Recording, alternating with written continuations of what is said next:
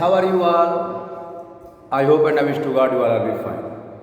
I am Divya Singh. I will teach you maths of your class. The topic is perimeter and area.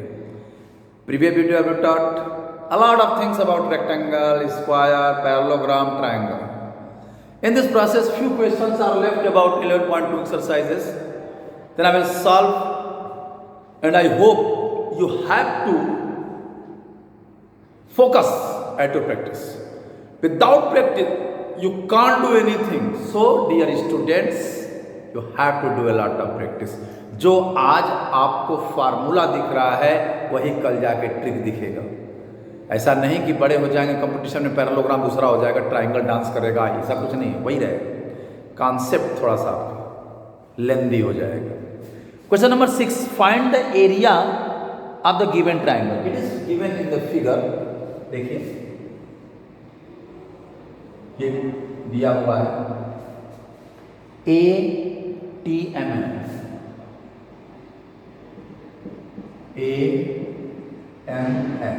ये दिया हुआ है, कोई बात नहीं है. ये 3 दिया हुआ है, 5, ये 3 सेंटीमीटर और ये 5 सेंटीमीटर. तो area of triangle AMN is equal to होगा half into base into height. अब इसके लिए यही हाइट होगा और ये बेस होगा, नहीं यहां से यहां पर होगा, यानी हाफ इंटू 5 इंटू 3, 15/2 यानी 7.5 स्क्वायर सेंटीमीटर. यह क्वेश्चन नंबर 5 होगा. That is okay. Sorry, question number 6 five में क्वेश्चन नंबर 6. क्वेश्चन नंबर 7 क्या कर रहा है? लेकिन देखो बेटा, एक ही तरह क्वेश्चन सब हैं. कहीं पैरेललोग्राम के एरिया, कहीं ट्रायंगल के एरिया, वही half into base into height. के एरिया दिया है, हाइट निकालना है, बेस दिया हुआ है, बेस दिया है, हाइट निकालना है, एरिया दिया हुआ है, वही चीज़ है.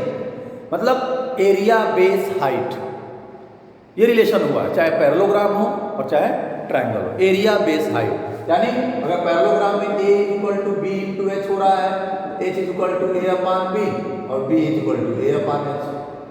अब half into B into H is equal to area हो रहा है ट्राइंगल में, ट्राइंगल.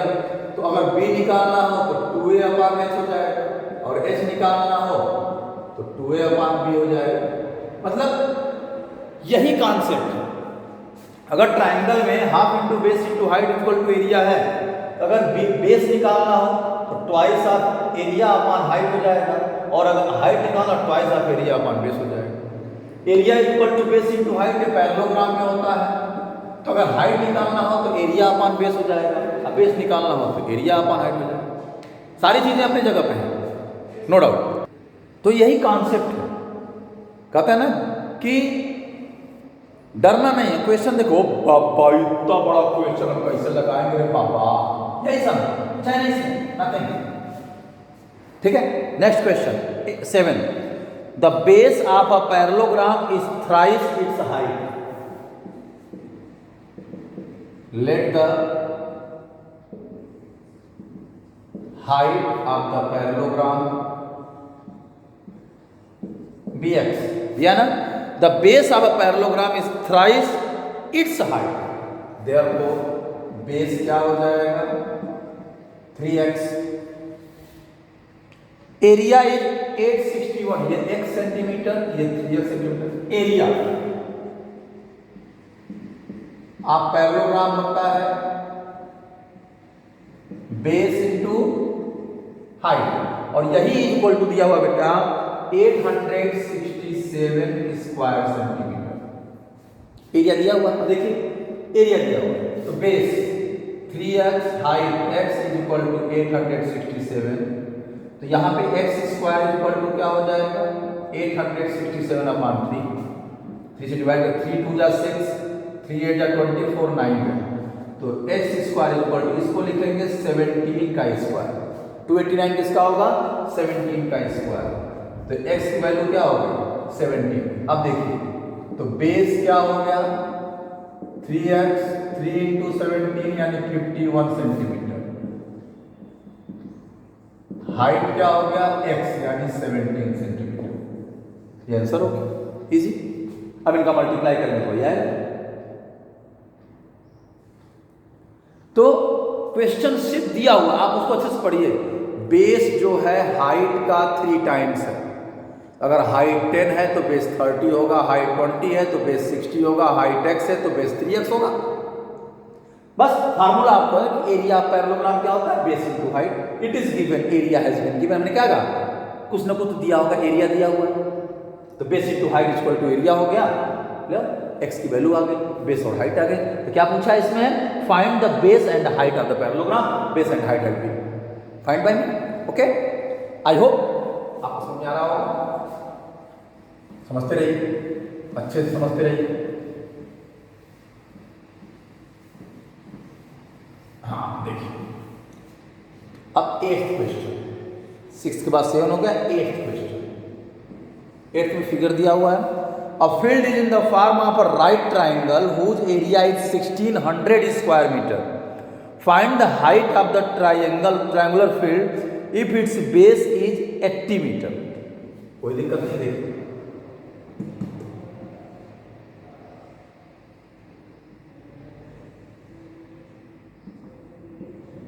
80 मीटर, ठीक है, ABC है, ठीक है। तो एरिया और राइट ट्राइंगल, अब थोड़ा सा आगे बढ़ेंगे तो आपको ट्राइंगल में इक्विलेटरल ट्राइंगल के एरिया, आइसोसेलेस ट्राइंगल के एरिया, right triangle area right triangle equal to होता है half into product of its 2 legs. ध्यान समझिए, ये क्या होता है, लेग्स क्या होता है, जो दो साइड मिलकर 90 डिग्री का एंगल बनाते हैं वो उसके 2 लेग्स कहलाते हैं। ध्यान दीजिए, राइट ट्राइंगल में हाइपोटेनस तो पहचानते होंगे ना, कि राइट ट्राइंगल में राइट एंगल के सामने वाली साइड हाइपोटेनस होती है। तो हाइपोटेनस के अलावा जो 2 साइड होती है उसके 2 लेग्स कहलाते हैं। क्यों, यही दोनों साइड मिलकर 90 का एंगल बनाते हैं। यही दोनों साइड मिलकर क्या करते हैं, 90 का एंगल बनाते हैं।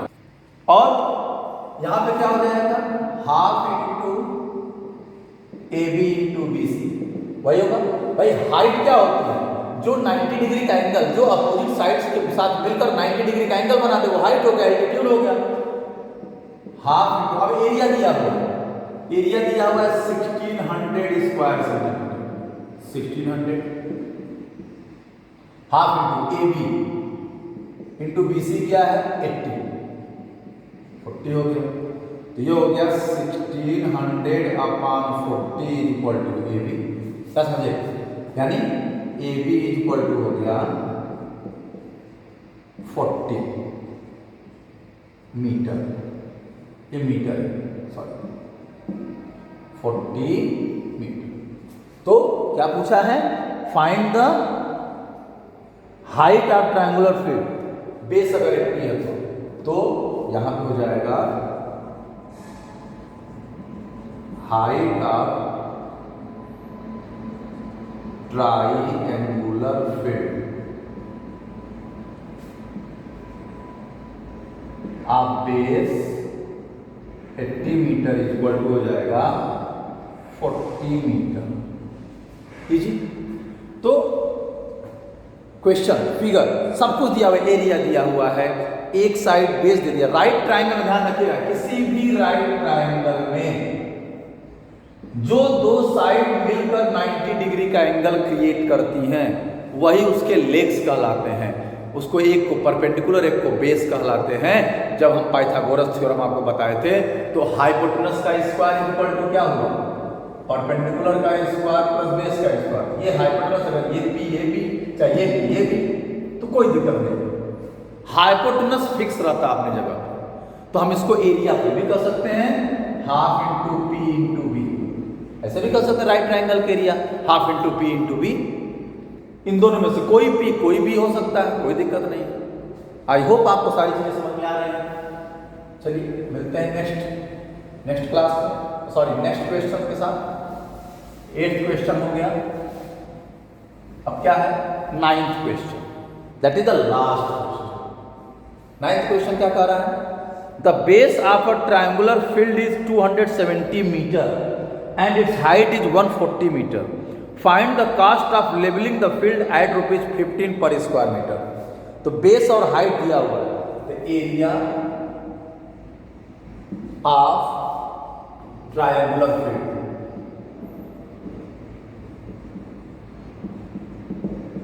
एरिया ऑफ ट्रायंगुलर फील्ड क्या होगा? Base half into base into height. B for base, H for height. अगर ये ट्रायंगल है, अगर मान लीजिए ट्रायंगल समझने के लिए बता रहे हैं, ये इसकी हाइट है और ये इसका बेस. तो हाइट दिया हुआ है बेस 270, हाइट 140. कोई दिक्कत नहीं. मान लीजिए एडी हाइट है तो 240 मीटर और 270 मीटर और 140 metre. Base 270 metre and height 140 metre. देखिए तो क्या हो जाएगा बेटा? हाफ इंटू 270 इंटू 140, 70 हो गया. 270 इंटू 70, 1010, 20 हो गया. 7 7 जा 49, कैरी 4 हुआ और 7 2 जा 14, 4 18. ये हो गया इतना स्क्वायर मीटर. ये एरिया आपका है, जो ट्रायंगुलर फील्ड है उसकी एरिया निकल गई. अब कह रहा है लेवलिंग ₹15 पर स्क्वायर मीटर. तो कॉस्ट ऑफ लेवलिंग निकाल लीजिए.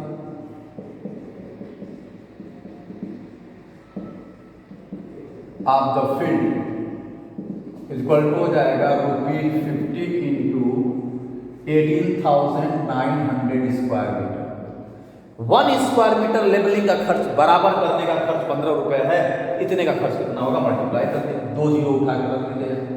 15 9 जा 135, कैरी 5, यहाँ 5 कैरी 13 हो गया. 15 8 जा 120 और 120 में ये ऐड करेंगे 133, कैरी 3 हो गया और 13 हो गया, 3 यहाँ आ गया. अब 15 हो जाए 15, अब 15 ये हो जाएगा 28 रुपीज. 2,83,500. ये होगा लेवलिंग का खर्च. ये क्या हो गया? इसके लेवलिंग का खर्च होगा. यानी ट्रायंगुलर फील्ड में बेस और हाइट दिया हुआ है तो पहले उसकी एरिया निकाल लीजिए. एरिया कितना आया? 18,900 स्क्वायर मीटर.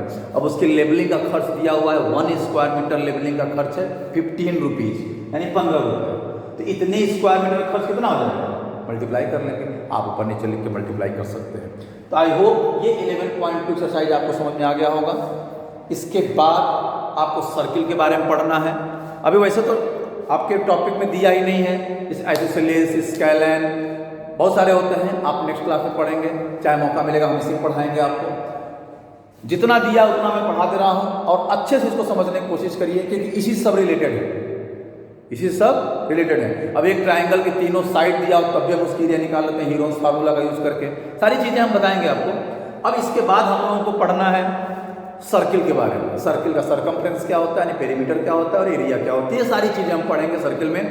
अब 11.2 यही होता है समाप्त. आई होप आपको सारी चीजें क्लियर हो रही होंगी. वीडियो को पॉज करके आराम से आप नोट कर सकते हैं. फिर मिलते हैं नेक्स्ट वीडियो में. तब तक वीडियो को लाइक शेयर सब्सक्राइब करना बिल्कुल मत भूलिए. और उससे भी जरूरी काम है आप प्रैक्टिस करते रहिए. You have to do a lot of practice. Without practice you can't do anything.